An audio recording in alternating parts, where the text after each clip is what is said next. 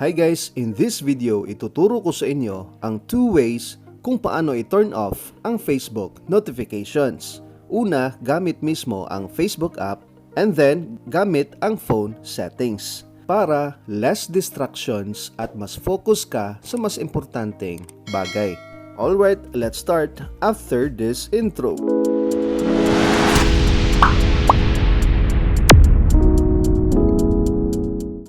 First, open your Facebook account.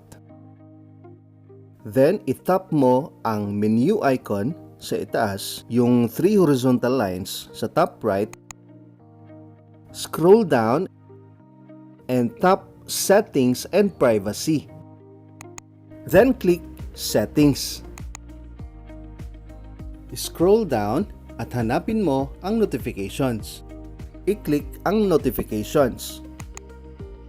Dito, pwede mo i-off ang gusto mo tulad ng comments, tags, friend request, at iba pa. So, customize siya. So, depende sa'yo. For example, ang i-off ko ay updates from friends. So, itap ko lang ito. Sa pag-off ay pwede mong unahin itong push, swipe to the left mo lang para wala ng notifications na lumalabas sa lock screen.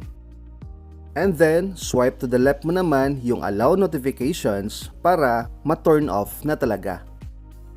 Another example, itong pages you follow.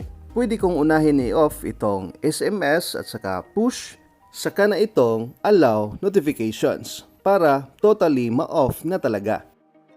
Now, I'll show you naman kung paano ito gawin sa phone settings.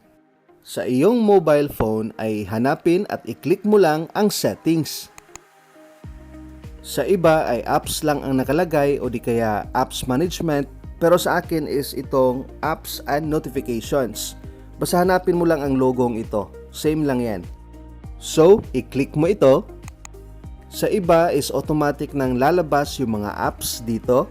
Pero dito sa phone ko ay need ko munang i-click itong notifications management. Kapag nandito ka na sa mga apps ay scroll down at hanapin at i-click ang Facebook.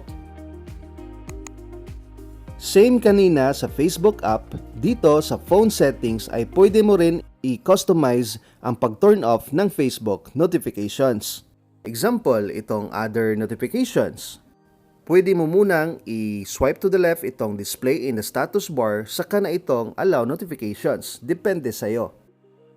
So, it's up to you na kung ano mga i-turn off mo na mga Facebook notifications, kung anong sa tingin mo yung makaka-distract talaga sa'yo. So, ayan. So, depende sa'yo. So, i-customize mo lang.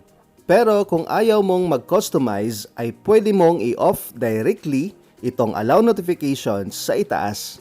Pero in this way, it doesn't mean na wala ka nang matatanggap na notifications. Meron pa din. Tulad ng notifications from your personal posts, from your shared post, o di kaya sa iyong mga pages. So, ayan, ang 2 ways kung paano i-turn off ang Facebook notifications. Piliin mo lang kung anong mas bagay or gusto mo.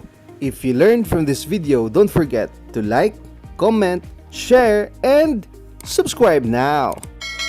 If you want to learn more about Facebook tutorials, ay itap lamang ang mga video na nasa screen. Alright, thanks for watching. God bless, and always remember, live, learn, inspire, value, and enjoy life.